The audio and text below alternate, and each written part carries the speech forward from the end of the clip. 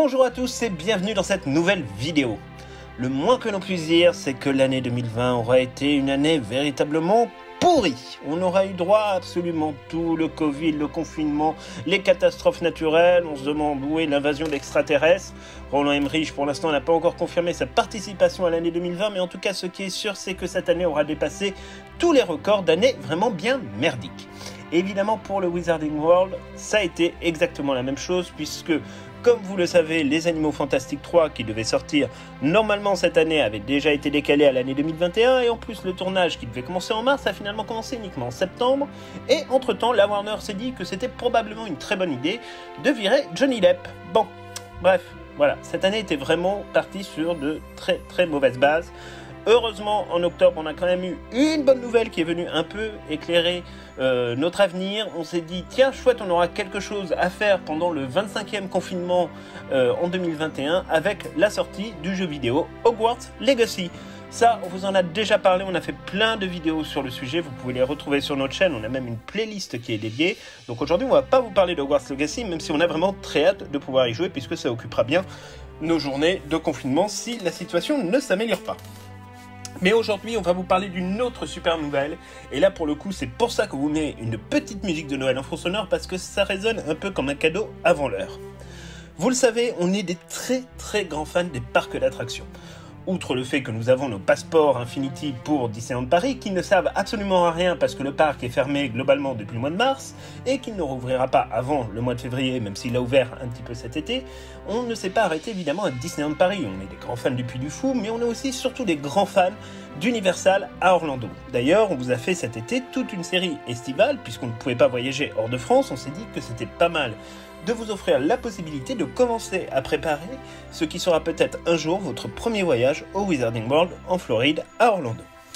Vous pouvez retrouver toutes ces vidéos dans une playlist dédiée qui compte 12 ou 13 épisodes si on ne se trompe pas, et où là vous pourrez étape par étape commencer à visualiser comment organiser votre déplacement en Floride, puisque très sincèrement c'est pas du tout la même chose que d'aller à Disneyland Paris ou au Puy du Fou.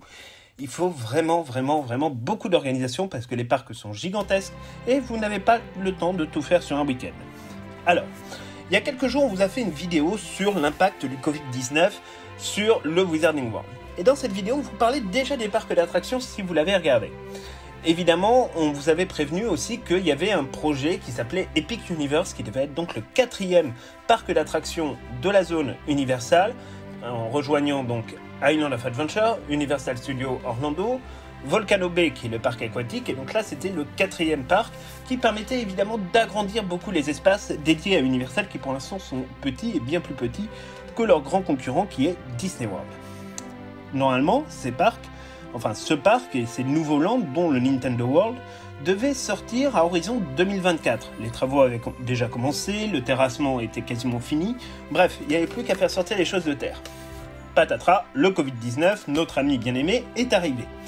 Évidemment, pour les parcs d'attractions, ça a été une période très dure. Il a fallu tout fermer aux États-Unis pendant des mois, ou au moins 5 mois. Ensuite, ils ont pu rouvrir, en tout cas en Floride, mais avec une jauge qui ne dépasse pas les 35% d'invités, de guests à l'intérieur des parcs, ce qui fait que les parcs ne sont pas du tout rentables. Donc la situation économique est catastrophique. Des dizaines de milliers de personnes à Orlando ont été licenciées, que ce soit à Disney World ou à Universal. Bref, la situation est cata. Mais on pensait que, effectivement, Epic Universe allait être décalé et qu'on ne verrait pas le parc sortir avant 2026 ou 2027. Chose en quoi on avait raison. Mais on vous disait aussi que une autre stratégie des parcs aurait pu être de se dire que il fallait continuer à investir pour permettre le retour des guests. Et en fait, Universal a choisi une idée un petit peu, une stratégie d'entre-deux, c'est-à-dire on investit mais pas trop, mais en tout cas il faut faire revenir les guests dans les parcs d'attractions. Et c'est comme ça que est venue la bonne nouvelle de l'année 2021. On vous fait vachement patienter sur cette bonne nouvelle, mais en même temps faut un peu la contextualiser parce que sinon, en fait, on ne va faire que crier de joie. Donc du coup, on contextualise un petit peu. Alors, il faut savoir que le Wizarding World à Orlando, ça existe depuis déjà maintenant 10 ans. En tout cas pour la zone de Poudlard et de Pré-Au-Delà. Universal a ensuite fait quelques ajouts, puisqu'ils ont rajouté la zone du chemin de traverse qu'on ne peut trouver dans aucun parc Universal au monde, et ça date de 2014, donc depuis il n'y a pas eu grand chose, mis à part l'attraction Hagrid's Magical Motorbike Adventures. On a fait une vidéo sur le sujet, que vous pouvez retrouver dans la playlist, et cette attraction a ouvert en 2019. Mais après il n'y a pas eu, on va dire quand même, de gros ajouts depuis la création des parcs, et on reste toujours sur un nombre d'attractions relativement stable, puisque pour construire l'attraction sur Hagrid, il a fallu détruire une précédente attraction sur Dragon's Challenge, qui était un recyclage, on va dire, des précédentes attractions de cette zone du parc. Et donc du coup, voilà, on a vraiment pas eu de très très grosses nouveautés, même si l'attraction sur Hagrid, encore une fois, est certainement l'une des meilleures attractions qu'on ait pu faire à Orlando, tout parc d'attractions confondu. Dès lors, c'est vrai que les fans restent un petit peu sur leur faim. On peut le comprendre au bout de 10 ans d'existence. Mais Terry Krupp, le directeur artistique et qui est également le vice-président d'Universal Creative, c'est un peu l'équivalent des Imagineers pour les parcs d'attractions Disney, a confirmé cette semaine que le Wizarding World allait continuer à grandir. Il l'a confirmé auprès de plusieurs journaux de la presse américaine et spécialisés dans les parcs d'attractions, donc c'est une information absolument officielle. Et donc voilà, enfin la super bonne nouvelle de l'année 2020, c'est que nous allons avoir une expansion des parcs certainement dans les toutes prochaines années, à mon avis très rapidement pour qu'ils fassent des annonces aussi précises, et ça c'est vraiment une bonne nouvelle. Et donc, dans ses déclarations dans la presse, Terry Krupp a assuré que le travail n'était pas terminé autour du Wizarding World. Alors, on s'en doutait un petit peu, il y avait eu toutes les rumeurs autour d'Epic Universe avec la présence d'une zone spécifiquement dédiée au Wizarding World qui serait basée uniquement sur les animaux fantastiques, mais ça pour l'instant, voilà, il y avait eu beaucoup de rumeurs, il n'y avait pas vraiment eu de confirmation officielle, on ne savait pas véritablement ce à quoi on pouvait s'attendre, même si les rumeurs faisaient état effectivement de la présence du MACUSA et du ministère des Affaires magiques de la France et peut-être même du ministère de la magie britannique. Enfin bref, il y avait tout un tas de rumeurs, mais voilà, qui n'étaient pas confirmées et qui ne le sont d'ailleurs toujours pas. Et en tout cas, ce qu'on sait, c'est que pour l'instant, Epic Universe est quand même encore mis un petit peu de côté. Il n'y a pas eu de confirmation de reprise du projet et de reprise des travaux pour le moment. Il faut dire que la pandémie aux États-Unis n'est pas du tout terminée. Donc c'est vrai que voilà, il faut encore attendre un petit peu là-dessus. Mais en tout cas, on savait qu'il était dans les plans d'Universal de rajouter une zone pour le Wizarding World, et c'est assez normal puisque quand le Wizarding World s'est établi à Orlando, la fréquentation a augmenté de plus de 30%, et ça en soi c'était déjà quelque chose d'assez énorme à signaler. Donc évidemment, ils ne pouvaient pas ouvrir un nouveau parc sans y intégrer des éléments du Wizarding World. Mais la déclaration qui a été celle de Terry Krupp, encore une fois le directeur artistique et vice-président d'Universal Creative, nous laisse quand même penser qu'ils sont pas loin de vouloir faire quelque chose très très prochainement sur le Wizarding World et à l'intérieur pour l'instant des zones existantes. Alors, il faut savoir qu'il n'y a pas 50 000 solutions au niveau de la place et de l'espace qui reste disponible dans ces parcs, puisque contrairement à Disney World qui a acheté ses propres terrains il y a maintenant plus de 50 ans et qui dispose d'une surface de terrain absolument colossale où ils peuvent encore construire 3 ou 4 parcs d'attractions en plus des 6 déjà existants sans aucune difficulté, là pour Universal c'est plus complexe puisqu'ils sont vraiment collés à la ville d'Orlando. Et ça, là pour le coup, on ne sait pas trop bien ce qu'ils vont en faire. Mais en tout cas, ce qui est certain, c'est que Terry Krupp a un peu précisé ses déclarations en expliquant que, effectivement, quand le Wizarding World of Harry Potter à Orlando a commencé à sortir de terre, le 8e film, donc Harry Potter et les reliques de la mort, partie 2, n'était pas encore sorti au cinéma et n'était d'ailleurs même pas terminé tout à fait de tourner. Et donc du coup, en fait, il y avait beaucoup de questionnements sur est-ce qu'il fallait intégrer cette nouvelle production que personne n'avait vue dans les parcs d'attractions, etc. Enfin, il n'y avait pas eu véritablement d'accord sur le sujet, ce qui fait que le Land, avec Préolard et Poudlard, était sorti effectivement avant que l'histoire ne se termine en apothéose dans les événements de Harry Potter et les reliques de la mort, partie 2. Et donc, Terry Krupp a effectivement rappelé qu'aujourd'hui, il y avait beaucoup de films qui n'étaient pas intégrés au décor présent à Orlando, que ce soit sur le chemin de traverse ou que ce soit sur la zone de Poudlard et de Préolard, et qu'en fait, on allait pouvoir faire pas mal de choses. Alors évidemment, il y a le sujet des animaux fantastiques 1 et 2, puis bientôt 3 quand la Warner Bros. Se sera décidé à enfin nous tourner le film et à enfin nous le projeter le 15 juillet 2022. Et il y aura encore 2 autres films derrière avec le 4 et le 5e opus. Mais ça, on voyait ça plutôt sur Epic Universe, effectivement, et ce sera probablement le cas. Mais là, dans sa déclaration, ce vice-président d'Universal a parlé notamment de, effectivement, Harry Potter et les reliques de la mort partie 2, mais aussi de Harry Potter et l'enfant maudit. Alors ça, c'est quelque chose, franchement, qu'on n'avait pas du tout en tête et qu'on n'avait pas vu venir, parce que c'est vrai que pour nous, Harry Potter et les reliques de la mort partie 2, je vous avoue que quand on a visité le parc Universal, on ne s'est pas posé la question de savoir pourquoi la bataille de Poudlard n'était pas véritablement représentée. Maintenant, c'est vrai qu'en y réfléchissant dans Harry Potter et le voyage interdit, donc en version originale, Harry Potter and the Forbidden Journey, qui est une histoire vraiment écrite pour le parc d'attractions, c'est vrai que ce passage est ignoré dans la timeline de l'attraction et qu'on ne le retrouve à aucun moment ailleurs dans le parc. Donc ça, bon, on peut se dire pourquoi pas. On peut faire un petit rapprochement, effectivement, avec Harry Potter and the Escape from Gringotts, où il y a toute une action où les Mange-Morts interviennent à la banque Gringotts. Bon, là, oui, ça peut faire partie, effectivement, d'Harry Potter et les reliques de la mort, pourquoi pas partie 1. C'est un peu plus difficile de l'imaginer dans la partie 2, mais bon, on peut imaginer quelque chose là-dessus. En tout cas, ce qui est absolument certain, c'est qu'on ne s'était pas posé la question, mais que du coup, ça paraît en fait assez logique de se dire, tiens, pourquoi est-ce qu'il n'y aurait pas quelque chose sur la bataille de Poudlard, qui reste quand même l'un des moments les plus importants de la saga Harry Potter. Donc là-dessus, il y a peut-être des choses à faire. Et alors, Harry Potter et l'enfant maudit, là pour nous, c'est vrai qu'on n'y avait pas du tout pensé non plus, parce que on est tellement concentré sur la représentation théâtrale qui pourrait arriver ou pas à Paris ou en France dans les années à venir, et sur l'adaptation cinématographique qui devient un grand serpent de mer, qu'on ne s'était vraiment pas imaginé qu'on pouvait intégrer une pièce de théâtre dans finalement une attraction à Universal. Et en fait, maintenant qu'on a lu cette déclaration, c'est vrai qu'on peut se poser quelques questions effectivement sur la pertinence ou pas d'adapter cette 8e aventure effectivement en attraction au sein du parc. Et c'est en fait quelque chose de très logique et qui en plus permettrait de mieux faire connaître la pièce, la saga, les décors et aussi l'histoire à l'ensemble des visiteurs. Donc ça là-dessus, c'est franchement pas une mauvaise idée. Alors, évidemment, là, il va falloir se poser la question de savoir où doivent être placées ces nouvelles attractions. Est-ce qu'il faut attendre Epic Universe? Pourquoi pas, mais Epic Universe, c'est loin.